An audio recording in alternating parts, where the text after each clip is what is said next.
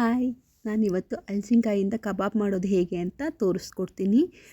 So already ಹಲಸಿನಕಾಯಿನ cut ಮಾಡಿ ಇಟ್ಕೊಂಡಿರೋದ್ರಿಂದ ಇದ್ರ procedure ಹೇಗೆ ಕ್ಲೀನ್ ಮಾಡೋದು ಮತ್ತು ಕಟ್ ಮಾಡ್ಕೊಳ್ಳೋದು ಅಂತ ಹೇಳ್ತೀನಿ. ಒಂದು ಎಳೆ ಹಲಸಿನಕಾಯಿನ ತೊಗೊಂಡು ಕೈಗೆ ಮತ್ತು ಚಾಕುಗೆ ಎಣ್ಣೆನ ಹಚ್ಕೊಂಡ್ಬಿಟ್ಟು ಅದ್ರ ಮೇಲ್ಗಡೆ ಸಿಪ್ಪೆ, ಅದು ಮುಳ್ಳು ಇರುತ್ತಲ್ಲ, ಮುಳ್ಳಿಂದ ಆ ಥರದ ಸಿಪ್ಪೆ ಮತ್ತು ಒಳಗಡೆ ದಿಂಡಿರುತ್ತೆ, ಗಟ್ಟಿಯಾದೊಂದು ಪಾರ್ಟ್ ಇರುತ್ತೆ, ಅದನ್ನು ರಿಮೂವ್ ಮಾಡಿಬಿಟ್ಟು ಈ ರೀತಿ ಸ್ಕ್ವೇರ್ ಪೀಸಸ್ ಆಗಿ ಕಟ್ ಮಾಡ್ಕೊಳ್ಳಿ. ಕಟ್ ಮಾಡ್ಕೊಂಡು ಪೀಸಸ್ನ ಒಂದು ಪಾತ್ರೆಗೆ ಹಾಕಿಬಿಟ್ಟು ಅದು ಬೇಯೋಷ್ಟು ನೀರನ್ನು ಹಾಕಿ, ನೀವೇನು ಕುಕ್ಕರಲ್ಲಿ ಹಾಕೋದು ಬೇಡ, ನಾರ್ಮಲ್ ಓಪನ್ ವೆಸಲಲ್ಲಿ ಹಾಕಿಬಿಟ್ಟು ಅದನ್ನು ಬೇಯಿಸ್ಕೊಂಡ್ರೆ ಸಾಕು. ಒಂದು 5 to 10 ಮಿನಿಟ್ಸ್ ಬೇಯಿಸ್ಕೊಳ್ಳಿ. ಅದಕ್ಕೆ ಸ್ವಲ್ಪ ಉಪ್ಪು, ಒಂದು ಸ್ವಲ್ಪ ಅರಿಶಿನ ಹಾಕಿಬಿಟ್ಟು ಬೇಯಿಸ್ಕೊಳ್ಳಿ. ತುಂಬ ಮೆತ್ತಗೆ ಮಾಡ್ಕೋಬೇಡಿ, ಏಕೆಂದರೆ ಕ್ರಿಸ್ಪಿನೆಸ್ ಬರೋದಿಲ್ಲ.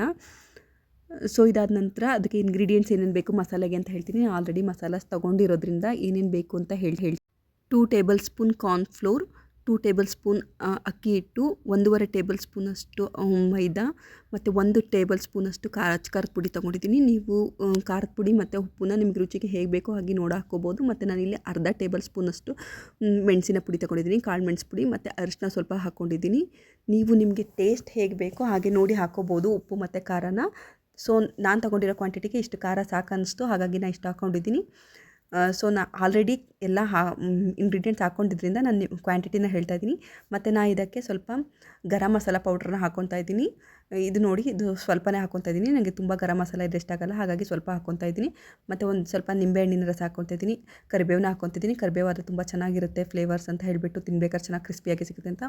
ಮತ್ತು ಶುಂಠಿ ಬೆಳ್ಳುಳ್ಳಿ ಪೇಸ್ಟ್ನ ಹಾಕ್ಕೊಂಡ್ಬಿಟ್ಟು ಸ್ವಲ್ಪನೇ ನೀರು ಹಾಕ್ಕೊಂಡು ಇದನ್ನು ಕಲಿಸ್ಕೋಬೇಕಾಗುತ್ತೆ. ಸೊ ಮಂಚೂರಿಯನ್ ಮಾಡೋಕ್ಕೆ ಹೇಗೆ ಕಲಿಸ್ಕೊತೀವಿ ಅಷ್ಟು ಅದಕ್ಕೆ ಕಲಿಸ್ಕೊಳ್ಳಿ. ಇಲ್ಲ ಆಲ್ರೆಡಿ ಜಾಕ್ ಫ್ರೂಟ್ ಬೆಂದಿದೆ, ನಾನು ಇದನ್ನು ಬಸ್ಕೊತಾ ಇದ್ದೀನಿ. ಇದು ಸ್ವಲ್ಪ ತಣ್ಣಗಾದ ನಂತರ ಇದನ್ನು ನಮ್ಮ ಬ್ಯಾಟರ್ಗೆ ಮಿಕ್ಸ್ ಮಾಡಿಕೊಂಡು ಒಂದು 30 ಮಿನಿಟ್ಸ್ ಇದನ್ನ ಮ್ಯಾರಿನೇಟ್ ಆಗಲಿಕ್ಕೆ ಬಿಡಬೇಕಾಗುತ್ತೆ. ಮೆಣಸಿನಕಾಯಿ ಮ್ಯಾರಿನೇಟ್ ಆಗಿದೆ. ನಾನು ಇಲ್ಲಿ ಒಂದು ಬಾಣಲೆಗೆ ಎಣ್ಣೆ ಕಾಯಲಿಕ್ಕಿಟ್ಟು, ಎಣ್ಣೆ ಕಾದ ನಂತರ ನಾನು ಏನಿಲ್ಲಿ ಮ್ಯಾರಿನೇಟ್ ಮಾಡಿ ಇಟ್ಕೊಂಡಿದ್ದೀನಿ ಹಲಸಿನಕಾಯಿ ಚಂಕ್ಸ್ನ, ಅದನ್ನು ಎಣ್ಣೆಗೆ ಹಾಕ್ತಾಯಿದ್ದೀನಿ.